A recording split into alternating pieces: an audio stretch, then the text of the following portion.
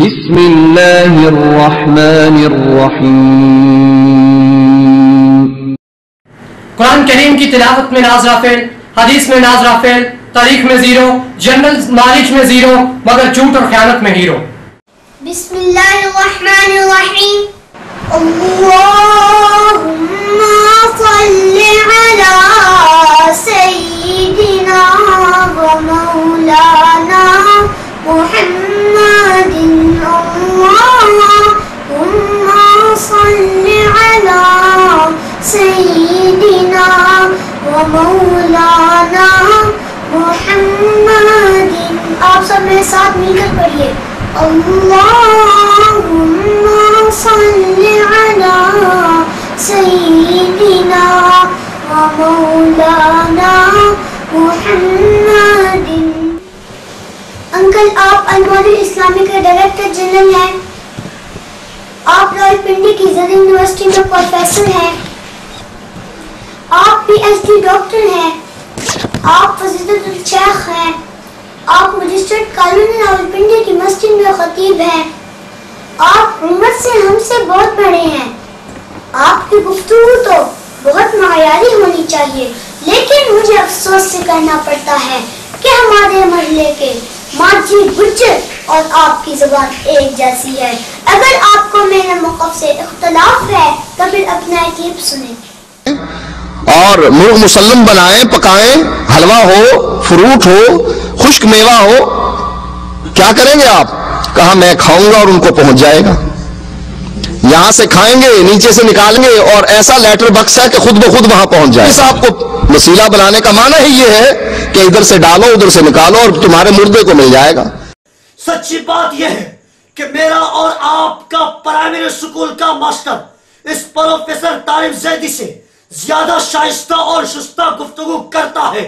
ہمارا primary class کا students اس PhD doctor سے زیادہ مہذب گفتگو کرتا ہے، اور ہمارا چھوٹا بھائی اس بوڑھے بابے سے بہتر گفتگو کرتا ہے کہ عظیم ذات اللہ مہاجر مکی پکا مشرک کا ابن عربی کی طرح وہ معبود الوجود کا قائد تھا، اور اشرف علی تھانوی بھی اسی کے نقش قدم پر چلتا ہوا اسی عقیدے کو پھیلا رہا ہے۔ لہذا یہ گندے عقیدے رکھنے کے باوجود بھی تم یہ سمجھتے ہو کہ ہم پکے مواہد ہیں، تو ایسی توحید کو ہم اسلام کہتے ہیں۔ محترم سامعین، آپ نے سنا کہ طارق زیدی نے وحدت الوجود کے عقیدے کو گندا عقیدہ کہا، جبکہ اس کے چھوٹے بھائی توصیف زیدی نے وحدت الوجود کے عقیدے کو کائنات کا سب سے گندا عقیدہ کہا۔ گرامی قدر سامعین، ان کے بقول یہ گند کہاں سے آیا؟ آئے اس راز سے پردہ اٹھاتے ہیں۔ آپ کو معلوم ہے کہ نظریہ وحدت الوجود کا بانی ابن عربی ہے۔ اب یہ ابن عربی کون صاحب ہے؟ آئے طارق زیدی کے گھر سے اس کا پتہ چلاتے ہیں۔ حقیقت ہے کہ وحدت الوجود کا یہ نظریہ اہل حدیثوں کے گھر سے ہی نکلا۔ اب تم اسے شرک کہو تو تمہاری مرضی، اسے گند کہو تو بھی تمہاری ہی چیز ہے۔ انہوں نے کہا کہ اچھا اللہ جب آسمان نہیں تھے تو عرش کہاں تھا؟ تو اس کا جواب انہوں نے یہ دیا کہ کان عرشہ علی الماء، جب آسمان نہیں تھا تو اللہ تعالیٰ کا عرش پانی پر تھا۔ اچھا جب پانی نہیں تھا تو پھر وہ عرش کہاں پر تھا؟ کہا وہ میرے باپ پر تھا۔ اچھا تمہارا باپ کس پر تھا؟ تیری ماں پر تھا۔ مجھے تعجب ہے کہ سٹی لائٹ ٹاؤن راولپنڈی کے باسی اس گستاخ شخص کو اپنا امام، خطیب اور پیشوا اپنائے بیٹھے ہیں، اور بعض لامذہب اس کی سیڑھیاں اور کیسٹیں سنتے ہیں۔ اثر تجھ پر نہیں کچھ بھی، یوں ہی تو تن کے بیٹھا ہے۔ اثر تجھ پر نہیں کچھ بھی، یوں ہی تو تن کے بیٹھا ہے۔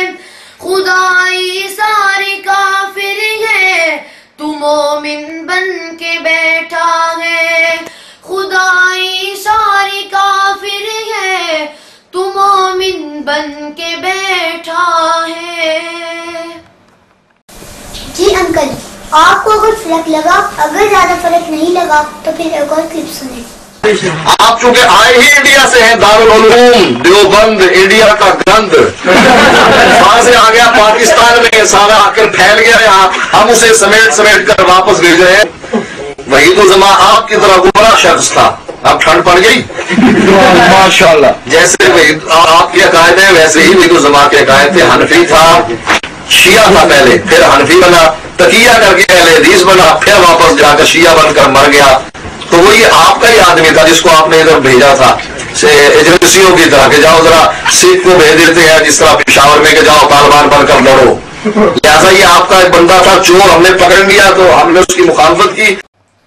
آج تو کرنے چلا ہے احمقانہ جستجو، آج تو کرنے چلا ہے احمقانہ جستجو، دل کو تیرے کون سے فتنے کی ہے پھر آرزو، دل کو تیرے کون سے فتنے کی ہے پھر آرزو، بزرگوں کی شان میں ہے تیری یہ گستاخیاں، بزرگوں کی شان میں ہے تیری یہ گستاخیاں، منتظر ہے تیرے استقبال کو رسوائیاں، منتظر ہے تیرے استقبال کو رسوائیاں. جی انکل، بالکل وہی ماجر گجر والد بازاری انداز کی گفتگو ہے کہ نہیں؟ انکل، شعر و شاعری کی زبان میں ایسے موقع پر یہ معنی استعمال کیا جاتا ہے، اتنے حسین لقب اور یہ دل آزار گفتگو